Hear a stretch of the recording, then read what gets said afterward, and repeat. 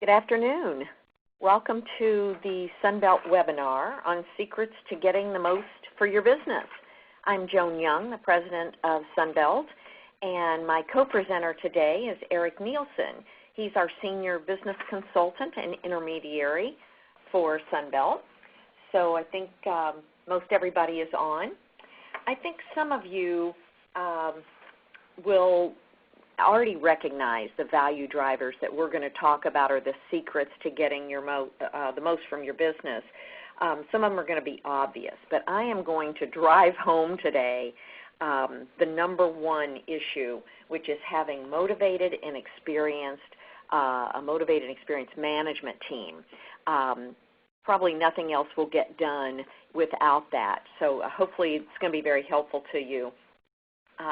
By the way, Sunbelt is the largest business brokerage network throughout the world. We have over 250 offices and have been around for over 25 years. So hopefully we'll be able to help you when the timing is right. Definitely,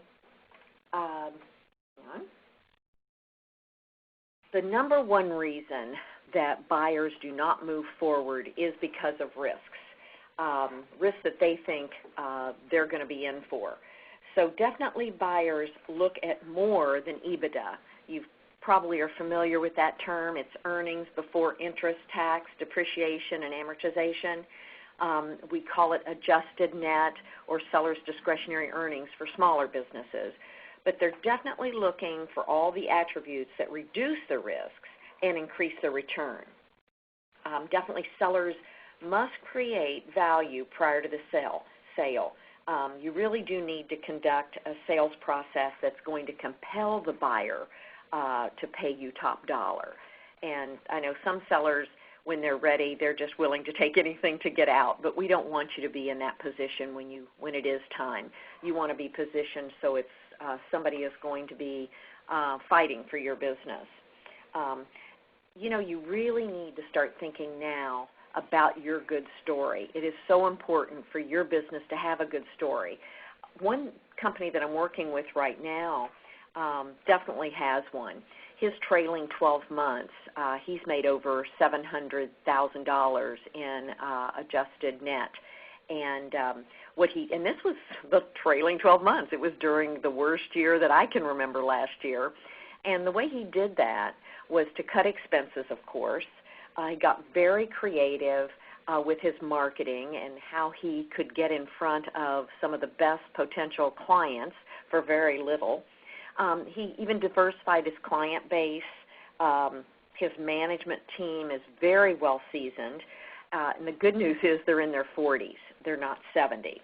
And they have moved up within the company, so they know the whole process and add such value to the business.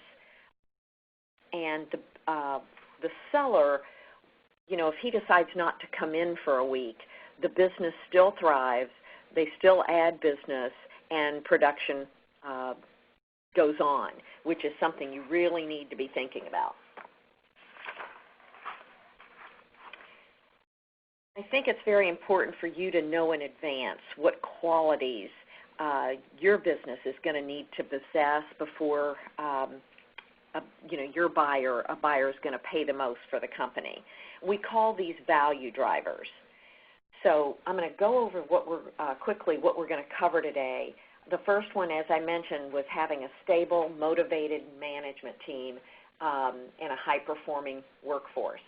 The second value driver are systems that sustain the growth of your business. You need to have an established and diversified client base, appearance of the business consistent with the asking price, realistic growth strategies, effective and documented financial control, and growth in cash flow, profitability, and sales revenue. And we're going to talk about protected proprietary process and technology. So let's look at the first one. Before we do that, definitely value drivers, the ones that we are going to discuss, are definitely going to put more money in your pocket, but it's also going to make your business much more saleable. If you don't have these value drivers, there's a very good chance that your business is not going to be for sale. Okay?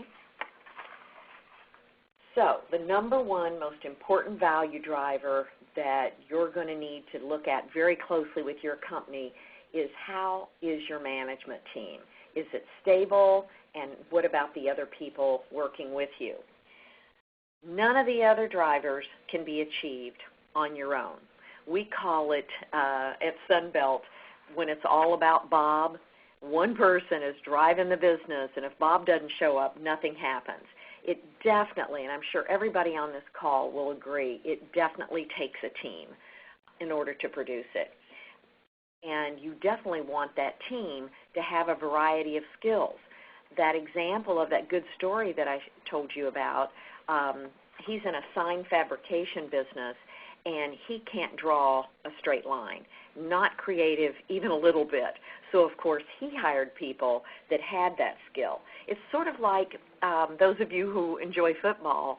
It's, in football, you definitely, have to have your star quarterback and your running back, but, man, if that team doesn't have a good coach and good supporting players, they're not going to be a winning team, are they? The same thing is true about your business.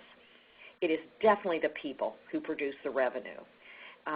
Ask yourself, if nobody came in tomorrow, would your business be very valuable, or would it get much done? And the answer, of course, is no.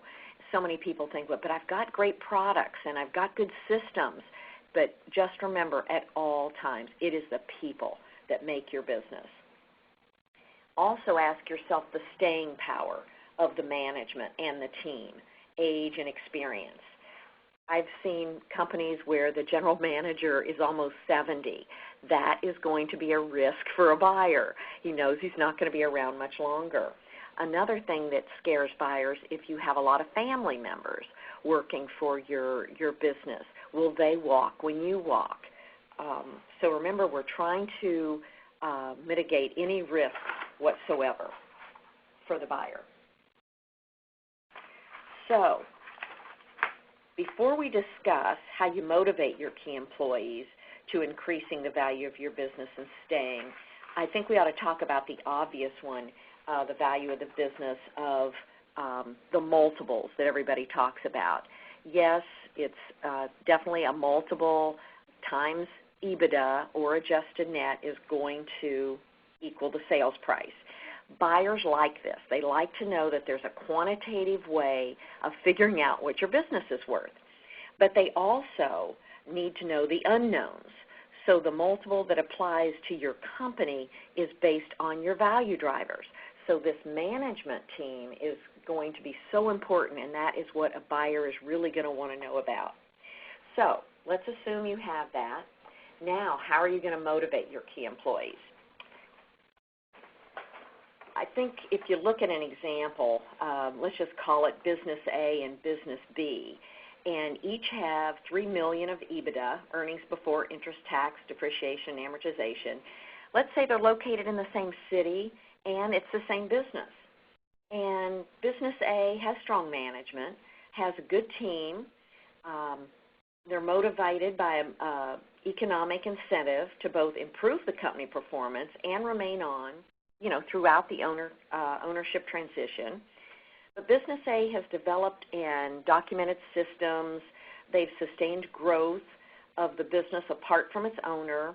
It has, diversified customer base, and, no customer represents more than 8%. But let's compare that with customer B. They, too, have a good management team. They're all the same age as the owner, who is getting ready to retire, and they've expressed a desire to leave when he does.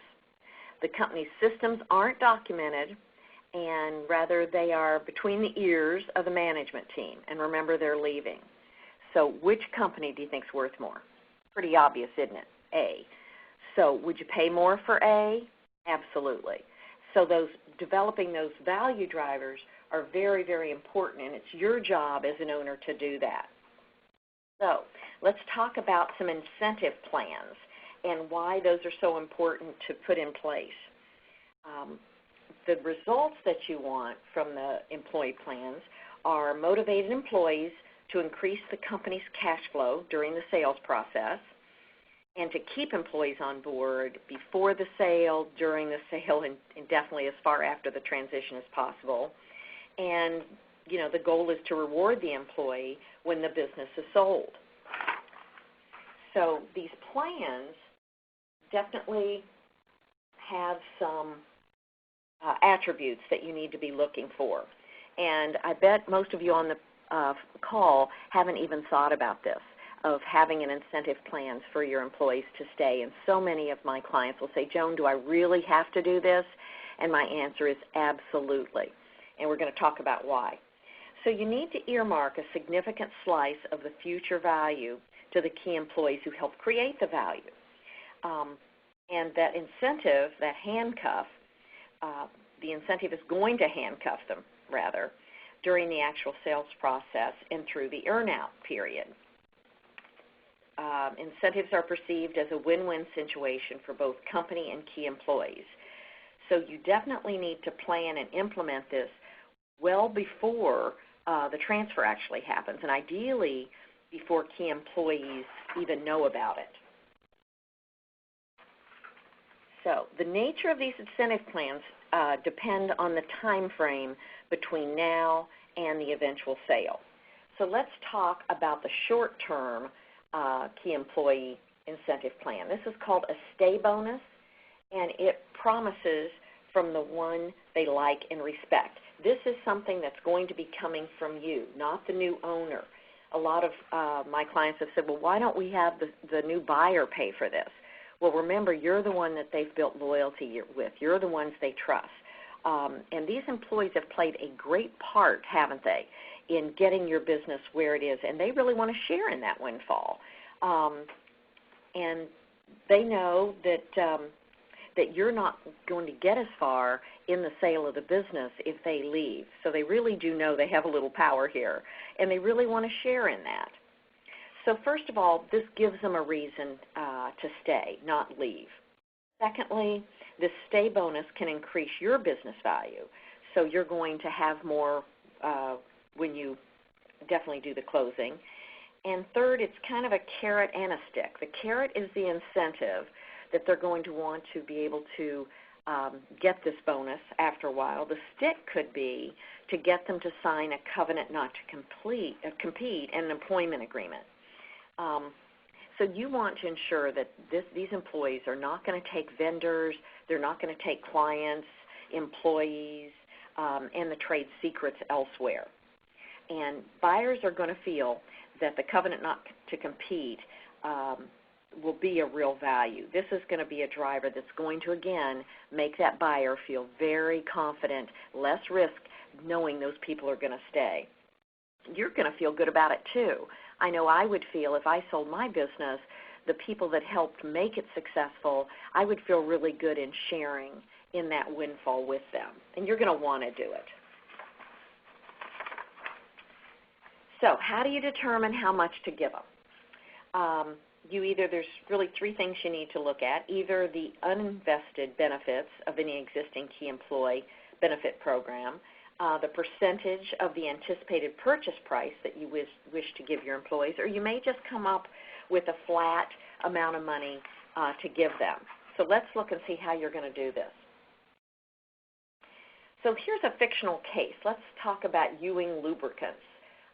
It's a $10 million business value he hopes to get for the business.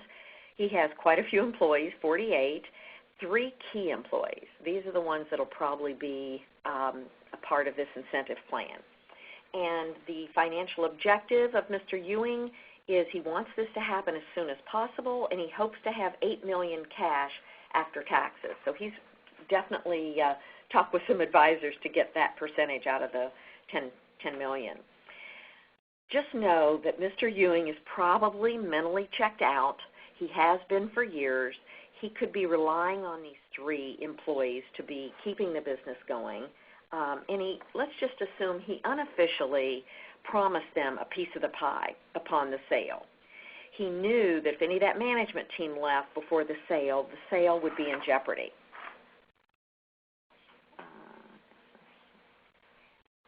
Somebody has a question. I think we're going to try to answer those at the end of the seminar, but thanks so much for writing that, Sally. We will definitely cover that. So it's very typical to have that scenario of viewing was very typical. So key employees are never so key as when the owner begins existing the business, and some pretty obvious reasons. Oh, by the way, the average time that an owner keeps his business is 7 years, and we talk with many people that have been at it 20 or 30, so I know they've mentally checked out. And they're not very motivated. The fire in the belly's gone, and it's really tough for some of them to get to work. I know I dealt with one owner. He had a small manufacturing company, and he had done it like 25 years, and he had checked out for probably 2 years. So what happened is the business started decreasing, and his employees were not having much fun because they knew he didn't care about the business anymore, so why should they? So you don't want to get to that point. Don't get to the burnout stage. So another reason that it's key, the key employees are never so key, is that buyers are definitely buying cash flow, and they pay top dollar for that, and they expect to increase that after the purchase of the business. So it's really going to fall to the key employees to drive that cash flow during the time that the person that's wanting to get out, they're the ones that are really going to do it, and so you want to motivate them. Key management is vital to a new owner. Without it, you really might not be able to sell. So you're going to want to do everything you can to ensure that security for the new buyer. And key management definitely needs to stay to ensure an earn-out. Just to make sure everybody understands what an earn-out is, it's a method to really bridge the gap between what a seller expects to garner from the sale of his business versus what a buyer's unwillingness is to pay a premium for projections of future profits. So, the seller may say, I think I can get $5 million for my business based on my projections for the end of the year, and a buyer is saying, I'm willing to pay you X, but not Y, because, we still have 4 months left of the year, and so there's that earn-out. And that difference is paid once the business performs, post-sale, as predicted by the seller. So that having those key employees there is going to definitely ensure that that earn-out will probably be earned. Key management provides an owner with an alternative exit strategy. So let's say that sale doesn't happen, then possibly the employees could buy the business. So the quid pro quo, that means basically that the management receives money for staying in return for agreeing to a non-compete. Now, some of you may be thinking, is that non-compete enforceable? Technically, no. But if you have good, loyal employees and you've paid them money, good, ethical people will probably live up to their agreement. But the laws in California for employees, no, it is not enforceable. Okay? Formulating the stay bonus. There's different ways you can do this, but let's say Chase agrees to escrow 10% of that net profit. And let's say his business is worth $10 million. He's going to put around $1 million in escrow. And then after, or 10% of the after-tax, so it might be around $800. And then each manager will be entitled to a stay bonus equal to his prorated share of the escrow amount as they become vested, and I'm going to explain that. And the vested schedule provides 33% vesting per year for each of the 3 years. So, for example, he gets a third, the manager gets a third of his share at closing, which is a real motivator, and then he receives the next third at the first anniversary and the last third at the second anniversary. By this time, I think the seller or the buyer is going to feel pretty secure after 2 years. He's been able to build, a good relationship with his employees, and the fact that they would be moving on would be slim to none, I would think, at this time. But they're free to. So this definitely minimizes risk, accelerates vesting out, and gives the key employees who were instrumental in your being able to sell your business at a nice amount of cash. And so in this case, those 3 managers made around $300,000. And remember, a third of it was at closing, a third was the first anniversary, and a third was the second anniversary. Okay, that's the short term. And the short term is typically if you're going to be selling your business in the next 2 years. That's a good way to do it. If it's 3 to 5 years, you want to do a long-term or non-qualified deferred compensation plan. And this shares many of the same characteristics of the short term, but it benefits to the employees increase as the value of your business increases. So vesting in a cash-based plan and risk of forfeiture. So some of the benefits is you're going to have it planned, well done if you're not planning on selling for 5 years, so you don't have to disclose your intent to sell. You're setting it up to incent your key management, and it definitely motivates key employees to grow the business value because they're going to get more. And they'll even stay if you don't end up selling the business. And at the bottom of the slide, you can see there's some of these are stock options, purchase or bonus plans, non-qualified deferred compensation plan, but those are basically for 5 years or more.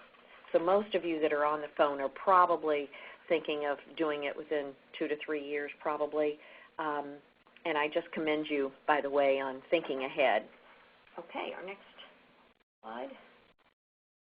Our next part of our webinar is going to be covered by Eric Nielsen, and he's going to cover as much as we can before 45 minutes, and then we're going to have time for questions. So Eric, value driver number 2. Thank you, Joan. Can you hear me okay? I want to make sure everybody can hear me. I can, and they're on mute. So.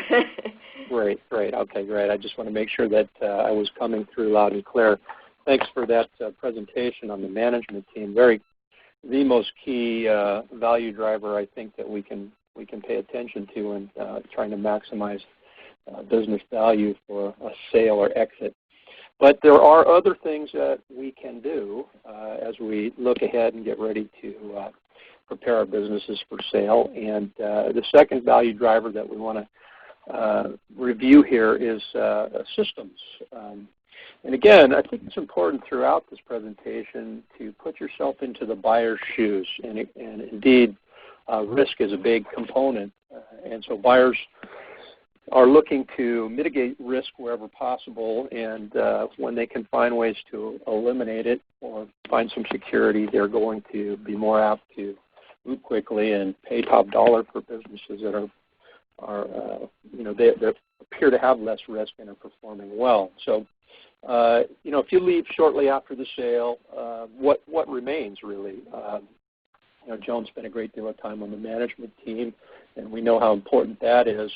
But equally important are going to be some efficient and documented systems and that will give you and the buyer confidence that the business is going to be performing well. And you can see some of them that we've listed here: financial controls, compliance with regulatory matters, data management, information systems, and you can go down the line. And putting together some documentation on these is extremely important.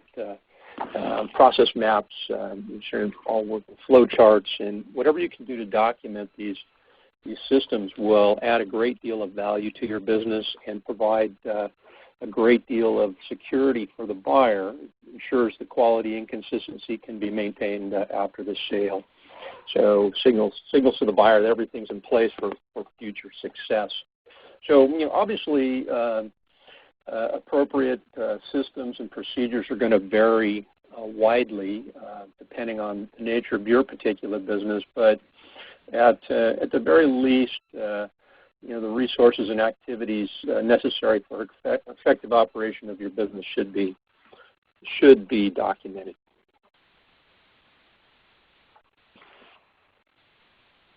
Value driver number 3. This is Joan touched on this a little bit. Established and diversified customer base. So account concentration is an issue, and it can be a double-edged sword. When a lot of businesses are young and getting started, they may establish relationships with 1 or 2 accounts who are really feeding them a lot of work and doing a lot of business and responsible for rapid growth, great profitability. And that's a good thing. That's a good news. But as your business matures, that can become risky. It's no secret that if in many industries, if your account concentration with a single account is 50, 60, 70%, if that account leaves, many times it can mean the end of your business. And of course, the same risk is present when a buyer is looking at your business to purchase. So, what do buyers want? They want to see a little bit more security, and that means diversifying the customer base and having your largest customer at least represent no more than maybe 8, 9, 10% of your business, with a good balanced, diversified base amongst the rest of the customers. So a thing to consider if you're going to market, if you have a single customer that is really representing a lot of your business, at the very best, you can expect a sale that's going to have a large contingent payment component, and that's going to mean either a note or an earn-out. And this is how a buyer is going to protect themselves from the fact that they may lose a large and significant account. But I think more importantly is to consider what that means for you as a seller. If you're selling your business, do you want to risk your gains on the sale and trust the management of a single large account to a new owner who may lose that account and may then not pay you for your business? So account diversification is important.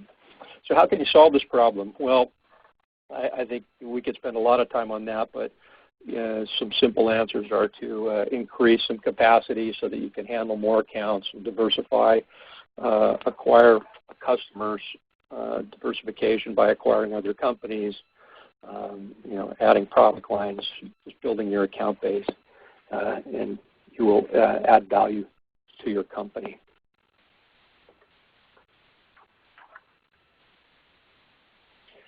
Appearance of the business. This is one of my favorite value drivers because I think people don't think of this very often, but you've got to think about who sees your facilities, and buyers may be where you least expect them. And a lot of buyers have businesses where they say, well, customers never see my business, and they don't come here. We do business over the internet, over the phone, however.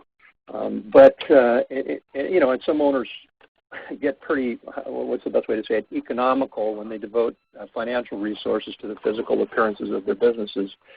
And they can't make a direct connection between an investment in the quality of their appearance of their business and a return. So, but again, your customers are where you least expect them. You may be meeting with vendors or large customers in your facilities, and who knows, these may be potential buyers. So the look of your physical facility or plant can convey your company culture and extend your brand image, and overall appearance is important. A picture is worth 1,000 words. We've all heard this. In a business sale, it could be worth hundreds of thousands of dollars. So keep that in mind. What people see is critically important to them.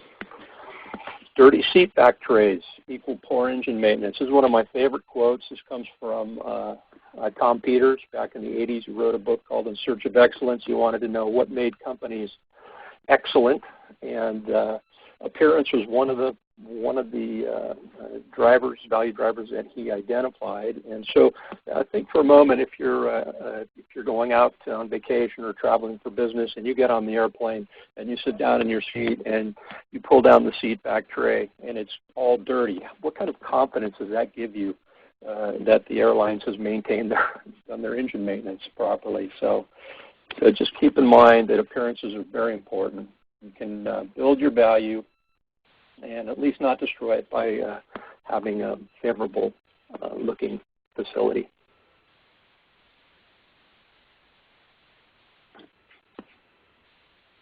Realistic growth strategies. This is a very important value driver because, as Joan mentioned, buyers are buying cash flow, and they're going to pay premium prices for companies who are not only have good cash flow today, but where they can see into the future that there's going to be some significant growth. And how that growth is going to happen for you, or where that's going to come from, depends on a couple of things. Industry dynamics. Are you in a growth industry? Are you making buggy whips and going to be obsolete? Historical growth is important. Obviously, if you've documented your financial reports, you'll be able to show the growth of the company, revenues, cash flow, and profitability. Will there be increased demand for your products and services? Are you gaining market share? Do you have innovative products that are going to be in demand? This would be along with new products and product lines as well. And expanding your territory is a geographic play to grow your business. So you can't expect buyers to appreciate growth opportunities unless you speak convincingly about them. And when I say speak, certainly you want to be able to tell your story about your growth, but having a written plan is really the best way. And if you document your growth strategies, again, you will mitigate some of the risks that may be perceived by potential buyers. So even if you plan to sell tomorrow, get your written plan together and describe your future growth and how that growth will be achieved based on some of these bullet points that we've talked about.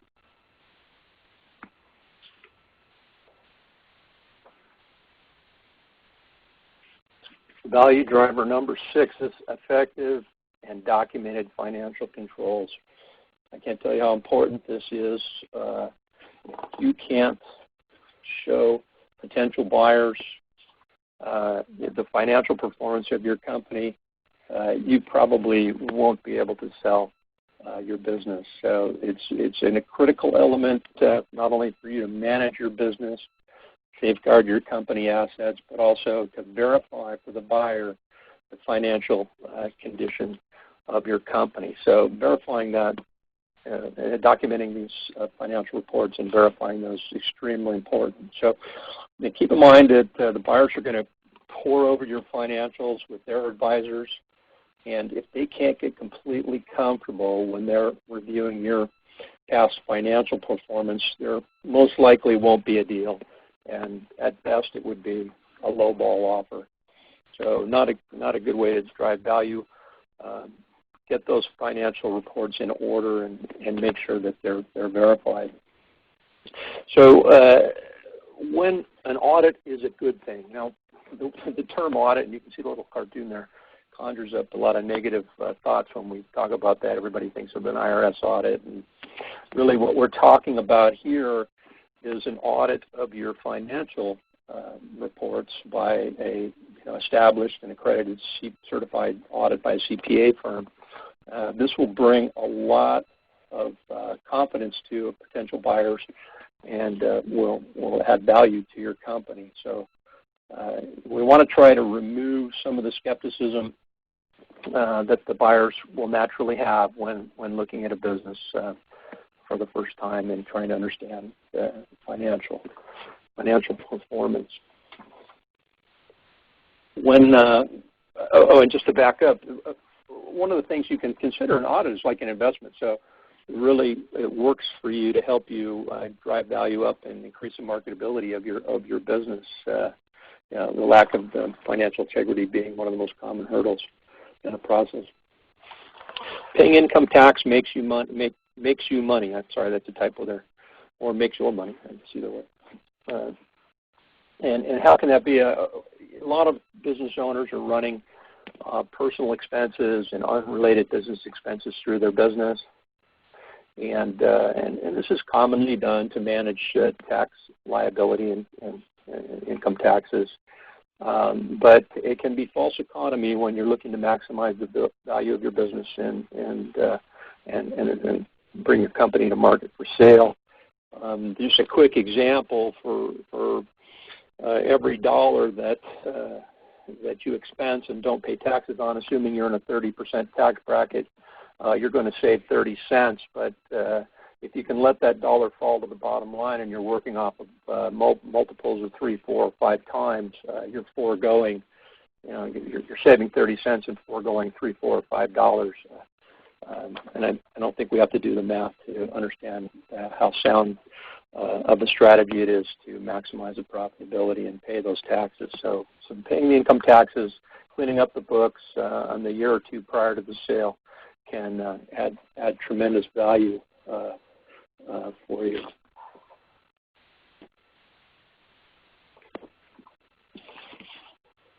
Financial growth and cash flow, profitability and revenue is a value driver number 7. Joan touched on this a little bit. Buyers buy cash flow, and they're going to pay top dollar for the cash flow they expect, and they also want the cash flow to increase after they buy the company. So take a look at this little chart for a minute. You'll see both companies are reporting an average $2 million in, I guess that would be, let's call it EBITDA for now.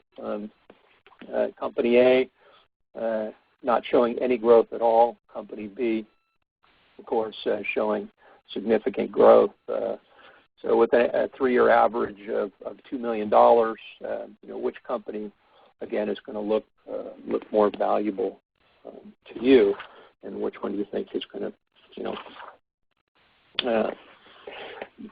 drive a bigger price in the marketplace?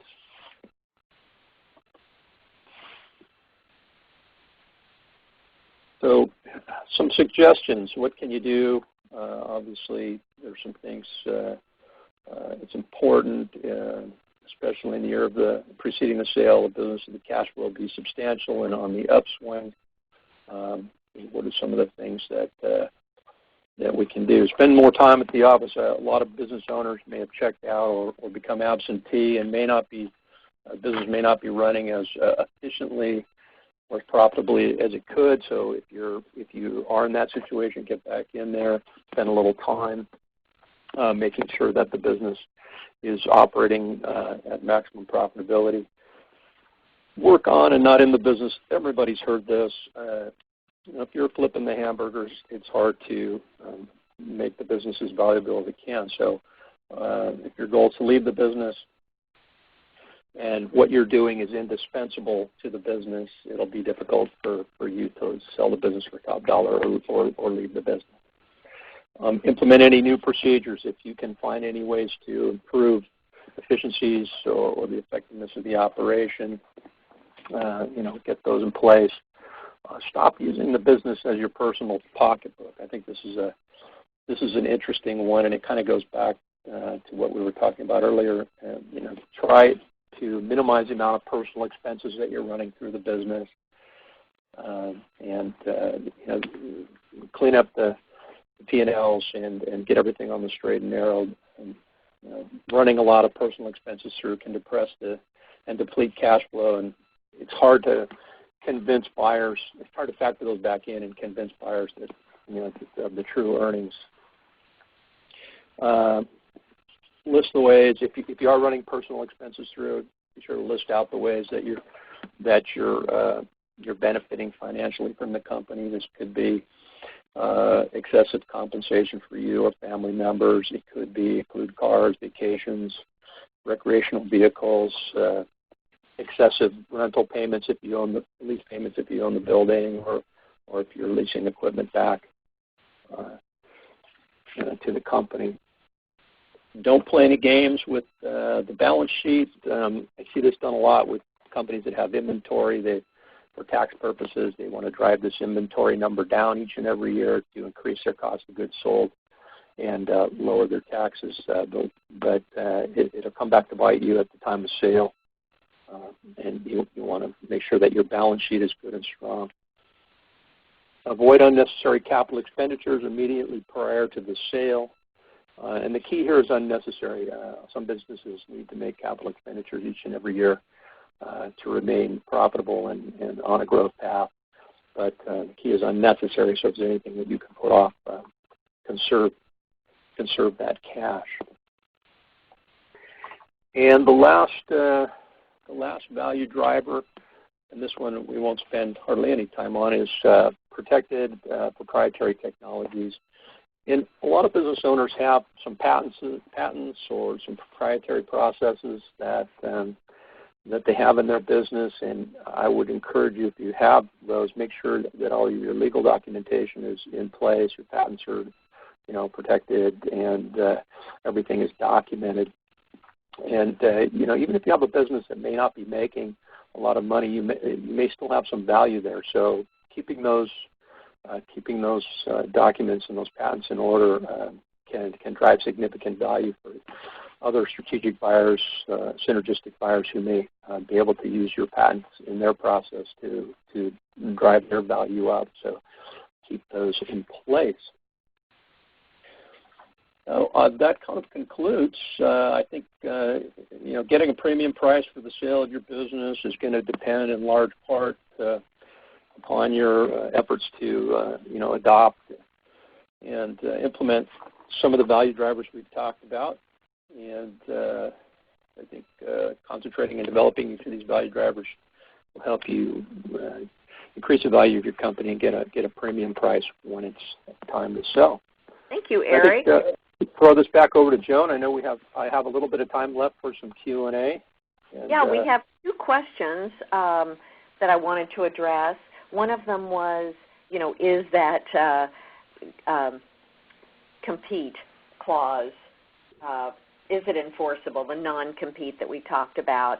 And as you probably know, California laws are employee-favored, but I think having an employee sign a non-compete will give the buyer some added security when purchasing the business, and it'll give the seller some security that, that he or she has done everything they can to secure trade secrets and proprietary technology, et cetera. So I think by having non-compete will give your employees some pause before they do, because as you know, it's a very litigious state, that I think they'll think twice before they share information, take employees with them. So I think you're absolutely right. It is not enforceable, but I think it would definitely, I know I had a non-compete with an employee, and I think they've been very cautious. They did leave, and they went to a competitor, but from what I've heard, they don't know any more about how we do business than they would have before. So, I feel okay about that. Another question we had was about the audit that Eric mentioned. They have $1 million business or around that, and asked would they have to do an audit. In my experience, it is the larger firms that do the audits, 10, 20 million, and the step right before an audit would be a review. Is that right, Eric? Mm-hmm. And so typically it is for the larger businesses, but anything you can do to give security to that buyer, if that's what they need. I've had many sellers turn that down. They said they're not going to go through that expense. But if it meant selling your business or not, then it might be worth doing it. But it typically doesn't get to that point. And if you're keeping good records as you go, I think the best thing, even if it means putting your business on the market months after you thought you wanted to go on, you just want to have everything so clean, because what I've seen happen, I had a very nice listing probably 3 years ago, and there was an error that had happened very innocently, and the buyer, once he saw that, he didn't trust anything else after that. And, of course, it sold, but to another buyer that got to know the seller and understood that he was a very ethical guy. It was innocent. It was not done by him. It was done by his bookkeeper that just made an error, and they refiled their taxes and made everything straight. So just be very, very clean with your books, I would say. Is there, I guess we can take it off mute, and if the there's conference has been unmuted. Let's see, we have other one. Joan, I'd like to make a comment about the non-compete. Okay. While California doesn't enforce non-competes, in the context of drafting non-competes, in the context of a stay bonus, and I'm not an attorney, so I would suggest people get legal advice, but there may be some enforceability if the non-competes are in exchange for some type of compensation. Other than regular salary. In this case, we're talking about significant bonuses. So that adds a little teeth to the non-compete, other than or different from just hey, we're going to employ you here, but you have to sign a non-compete. And the other part of that, the stay bonus, with the vestings and payout schedules, if somebody violates that non-compete, then those bonus monies or those compensation that's been set up can be pulled back, and so it gives the non-compete a little bit of financial teeth as well. So excellent point. We had another question: was what is the average length of time it takes to sell a business under $1 million? Well, the $1 million question would be, how are your value drivers? Are they in place? Does your business look good? How's your management? But let's say you have, good value drivers and your business is profitable, then I would say what we're finding, anywhere from 3 months to 9 months. We've done many, I'd say a handful in 3 months. That is not the average. And I would say the average is about 6 months if those things are in place. I just put a mid-market business on the web pages, all of our different sites, and within 1 week we had a letter of intent. Now, that is unusual, but it has every one of the value drivers that you would want, and we would have had multiple offers if it had been on longer. But he took it off the market so that he could look at it, and we gave him a shorter exclusive period of time just because of the timing. We have another question. If you don't have a management team, and I assume key employees fill that aspect of the value drivers. Yeah, let me interject something here. Many times I will define a management team as at least one or more key employees. Okay, yeah, that's true. It's essentially the value drivers. The size of the business is going to decide whether your team is 1 key employee or 3 key employees or 6 key employees. But essentially, what we're looking for here is from the buyer's perspective. Again, important to keep that in mind, is that it's not all about Bob, and that if you leave the business, what's left, and is there somebody there that can operate the business in your absence? So, a management team can be described as 1 or more key employees, depending on the size of the business. Yeah. So if you're the one that's doing the marketing as a seller, you're the one that's doing all the customer service and all that, then your business isn't going to be worth much. So if you don't have key people that can handle things, and you could be gone 3 or 4 days and things don't fall apart, that's what you need to set it up so that you're not as key as you might be now. Hope that helped. I think that's the end of our questions. We are putting on our webinars every month, and we missed August due to vacations and everything interfering, but we will be holding one in October. We'll make sure that you get the topic. If you have any suggestions of what you really want covered in a webinar, please send that to me. and we'll be glad to look at that and put that in the months to come. So thank you so much for joining us, and be sure and let us know if we can help you at all, whether it's helping you get your business valued with any value drivers that you want to discuss. Of course, there's no obligation. Just call us. Our commitment is to make sure our business owners are educated and get their business in a position to get the most value when they are ready. So any help we can be to you, feel free to call Eric or myself. Enjoy your day and make it a profitable one. Bye-bye. Thanks, everybody. Bye-bye. Thank you. Please stand by.